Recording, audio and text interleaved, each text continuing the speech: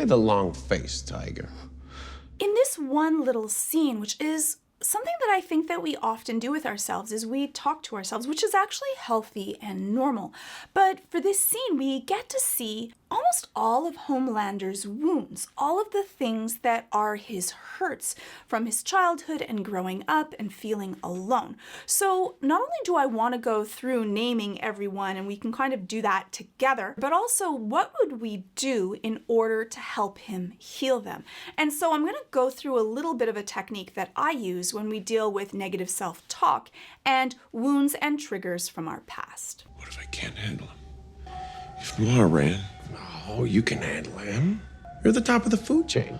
I love this scene also because you can tell it's the two parts of his brain that are talking to each other. The cognitive part, the part that we're so proud of, that prefrontal cortex, and that's kind of the parental part of our brain. And that one is analytical and logical. And you can tell that it's talking to the more primal child part of his brain by the way he answers. He calls him Tiger, and you can see all of the vulnerability come out of Homelander that he's always trying to suppress when he answers. It's more childlike, and he speaks in very short sentences, and you can hear the anxiety and worry in his voice. Hey.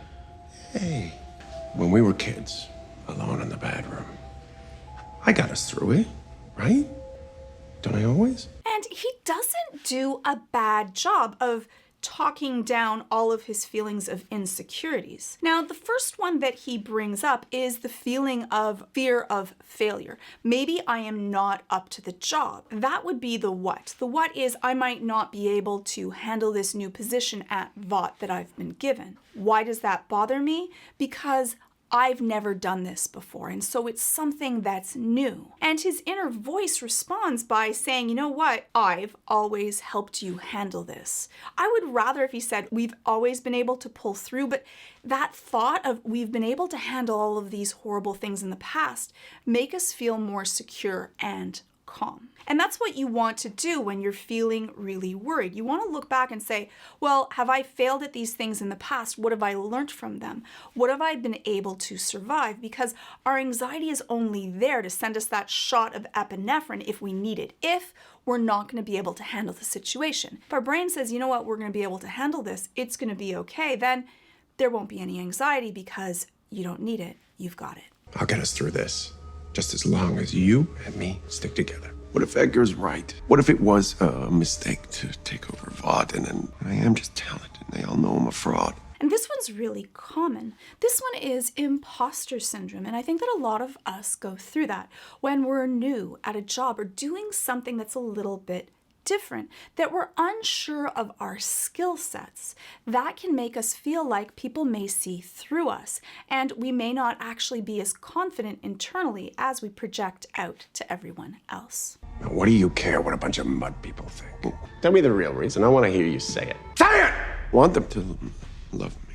Yahtzee! What do we care what other people think is probably not the best answer to this fear, because he does care. And so because of that, it isn't actually soothing. Instead, what you would want to say is that you're going to be able to learn from this and it's going to get better. And you're not expected to be perfect when you first start something, and that is okay. It never seems to work out, does it? Madeline, Maeve, Stormfront, even your own son. So why do you keep running headfirst into the same brick wall? One of Homelander's greatest fears is being abandoned, not being enough, not being worthy to be loved. Where does that even stem from? Well, because he's never really felt like he belonged, that he hasn't had a mother or a father. And that feeling of being left is really painful for us. It's one of those basic needs. When we felt like no one has been there for us or that we're different, it can create a strong feeling of abandonment, and it can end up affecting our attachment types.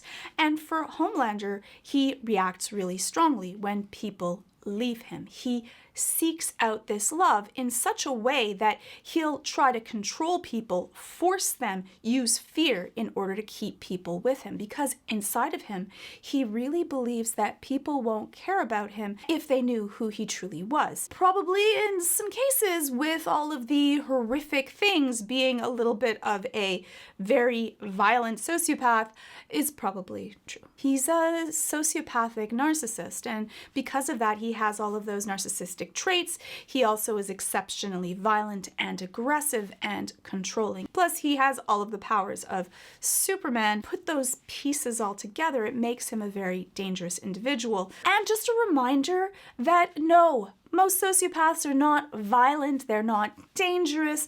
I think that in this case, yes, Homelander really is, and we can see by his past. Because of that, people that may have sociopathy or have certain sociopathic traits get a really bad rap. So wanted to put a little tiny caveat in there. He's a hurt puppy dog, but he's a violent, aggressive hurt puppy dog. And when he gets hurt, he wants to hurt others. And in a lot of very malignant ways. I don't know. Pants on fire, you know. His parent part of his brain talks to that child part, and again, a little bit of condescending words, but it seems to work for him. When we talk to ourselves and we talk to our wound, we really want to be able to speak in the language that is understood. Loving, caring, soothing, and at the developmental level that we are at. And for Homelander, you can tell in a lot of his behavior, he has been stunted at a very young age. What happens when we've gone through a lot of trauma young is that sometimes we get stuck at a certain developmental level, and for Homelander it seems to be between the ages of 7 and 11, and we kind of stay there. We can move past that, but we need to go back to the traumas and be able to work through them so that we can evolve. Because deep down, there's a part of you that is still human. No. Still mules for approval and love and a mommy and a daddy and a boo-hoo-hoo. So this part is condescending and mocking and negative, and it is not at all beneficial. Instead, what we want to do is we want to be able to recognize and validate. A lot of times when we're very hurt, we go back to mocking ourselves. We end up taking on that voice of the people that have hurt us, the people that have made fun of us, the bullies. And instead of making us feel better and validating and understanding our pain, we do the opposite. We make ourselves feel worse. Pain is normal, and when we've gone through a lot of trauma, we want to be able to understand that. If we can't validate, if we can't really listen and soothe that, the pain won't go away, and we will still be stuck with this wound, and it will keep on coming up over and over. Look at me, Tiger. We gotta cut that part of you out like a cancer. You can finally be who you were always meant to be. Pure, clean, like marble. We don't want to cut out our feelings, our wants, our needs, and our hurts. That doesn't make us strong. That's that old lie that emotions make us weak. They don't. They're actually the things that tell us what we need and what we want and who we are. And the way to become really, truly happy is to be able to understand ourselves, understand why we feel the way we do, and that just because we're hurt, just because we're wounded, that doesn't mean that there's something wrong with us. There is a beauty in our humanity. There's a beauty in that we can care about something enough that it can hurt us. Homelander is trying so hard to be something that he's not, that it ends up coming out as this aggression. And he uses aggression because he's so scared of showing vulnerability and care.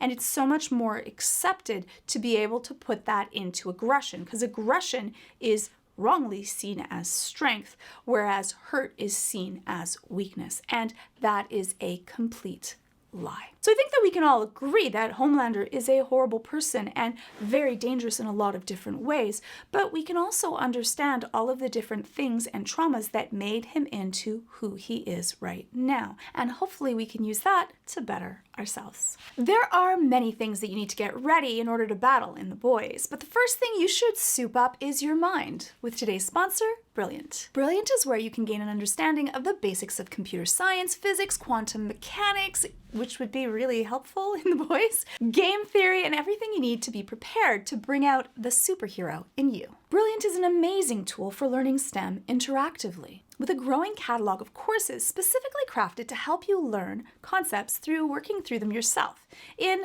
visual, hands-on ways, and the lessons are presented in bite-sized pieces, so you're able to learn at your own pace. There's no pressure, and if you ever feel stuck, Brilliant has in-depth explanations that break down the material even more, like their algorithm neural network and machine learning courses that shift blocks of pseudocode around, and you get to receive immediate feedback, and because of that, you get results.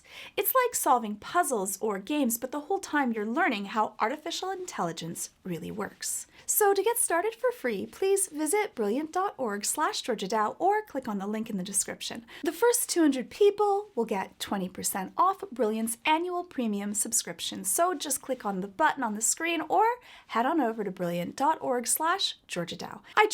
I'll just put them down, these birds, you can see them on my Patreon. I know that they're a little bit of a fail. He has like these regal looking eagles on his shoulders, and mine look like kind of like, I think they're like judgmental ducks, but someone did say that they're like dignified ducks. What are your thoughts about my Homelander outfit? I think this one was probably not my best one, but I did have fun making the epaulets. I'm sorry I tried, and hopefully I'll see you in the next video.